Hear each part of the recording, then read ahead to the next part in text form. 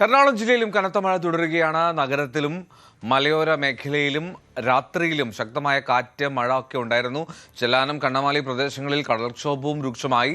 പലയിടത്തും ജിയോ ബാഗ്, സംരക്ഷണ ഭിത്തികളടക്കം തകർന്നു. കഴിഞ്ഞ ദിവസം വെള്ളപ്പൊക്കമുണ്ടായ കളമശ്ശേരി ബോസ്കോ നഗറിലെ കുടുംബങ്ങളെ ദുരിതാശ്വാസ ക്യാമ്പുകളിലേക്ക് മാറ്റിപ്പാർപ്പിച്ചിരുന്നു. മൂവാറ്റുപുഴയാറിലെയും തൊടുപുഴയാറിലെയും ജലനിരപ്പ് അപകടനില പിന്നിട്ടു. കനത്ത മഴയുടെ സാഹചര്യത്തിൽ ജില്ലയിലെ വിദ്യാഭ്യാസ സ്ഥാപനങ്ങൾക്ക് അവധിയാണ്. മതപഠനശാലകൾ ഉൾപ്പെടെ. നവമി ദിനേശ് കൂടുതൽ വിവരം നൽകും. നവമി, കൊച്ചിയെ സംബന്ധിച്ച് മഴ എപ്പോഴും ഭീതി ഉണ്ടാക്കുന്നതാണ്, അതായത് ജീവിതം ദുസ്സഹമാക്കുന്നതാണ് കൊച്ചി. ഇനി തീരമേഖലകൾ, ഇപ്പോൾ കണ്ണമാല ഉൾപ്പെടെയുള്ള സ്ഥലങ്ങളിലെ സാഹചര്യം എന്താണ്? എങ്ങനെയാണ് മഴ കാര്യമായി ജില്ലയെ ബാധിക്കുന്നുണ്ടോ?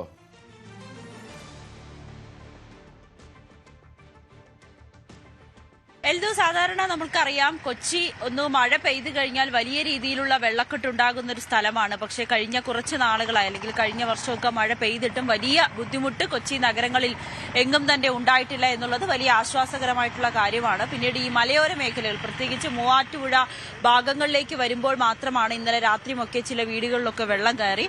അവരെ സുരക്ഷിത ഇടങ്ങളിലേക്ക് മാറ്റി പാർപ്പിച്ചു. അതോടൊപ്പം തന്നെ കളമശ്ശേരിയുടെ താഴ്ന്ന പ്രദേശമാണ്, ഒരു ചതുപ്പ് കലർന്ന ഒരു പ്രദേശമായിരുന്നു കളമശ്ശേരി ചില ഭാഗങ്ങളെല്ലാം.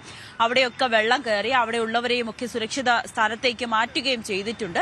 അത് ഒഴിവാക്കി കഴിഞ്ഞാൽ നഗരത്തിൽ മറ്റ് ഇടങ്ങളിലൊന്നും തന്നെ വെള്ളക്കെട്ടുകളോ അല്ലെങ്കിൽ ആളുകൾക്ക് ജീവിക്കാൻ പറ്റുന്ന തരത്തിലുള്ള ബുദ്ധിമുട്ടുകളോ ഒന്നും തന്നെ ഉണ്ടായിട്ടുമില്ല.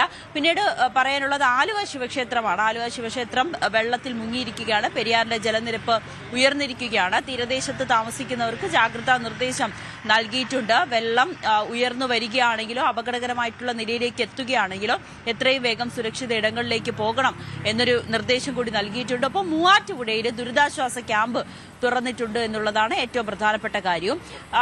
എൽദോ ഇപ്പോൾ സൂചിപ്പിച്ചതുപോലെ തന്നെ കണ്ണമാലി ഭാഗം നമ്മൾ രാവിലെ അവിടെ പോയതാണ്. അവിടെയുള്ള ആളുകളുടെ അവസ്ഥ നേരിട്ട് നമ്മൾ കണ്ടതാണ്, റിപ്പോർട്ട് ചെയ്തതാണ്. പതിവിന് വിപരീതമായിട്ടില്ല. അധികം പതിവ് പോലെ തന്നെ അവർക്ക് വലിയ ദുരിതമാണ്. ഈ ജിയോ ബാഗുകളുടെ ഉണ്ടായിരുന്ന ജിയോ ബാഗുകളെല്ലാം നശിച്ചിരിക്കുകയാണ്. ടെട്രാപോഡ് നിർമ്മാണമൊക്കെ രണ്ടാം ഘട്ടം പാതി വഴിയിൽ അവസാനിച്ചിരിക്കുകയാണ്. വർഷങ്ങളായിട്ടുള്ള അവരുടെ ദുരിതം അത് ഈ മഴക്കാലത്തും ഉണ്ടായി. ഇന്നലെ ഒരു 11 മണിയോടുകൂടി, രാവിലെ 11 മണിക്കാണ് അവിടെ ഒരു വേലിയേറ്റം ഉണ്ടായി. വീട്ടിലേക്ക് വെള്ളം കയറുന്ന സാഹചര്യം.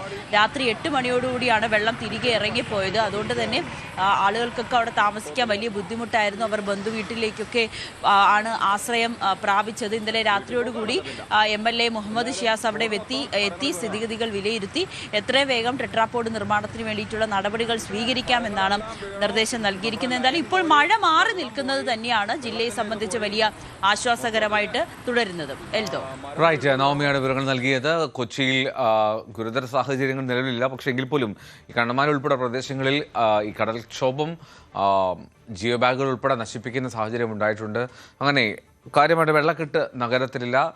മൂവാറ്റുപുഴ പോലുള്ള കുറച്ചുകൂടി ഇടുക്കിയോട് ചേർന്ന് നിൽക്കുന്ന പ്രദേശങ്ങളിൽ ചെറിയ തോതിൽ വെള്ളക്കെട്ട് പ്രകടമാകുന്നുണ്ട്. ഒപ്പം കളമശ്ശേരിയിലും. കൂടുതൽ വാർത്തകൾക്ക് News 18 Keralam YouTube channel subscribe ചെയ്യുക.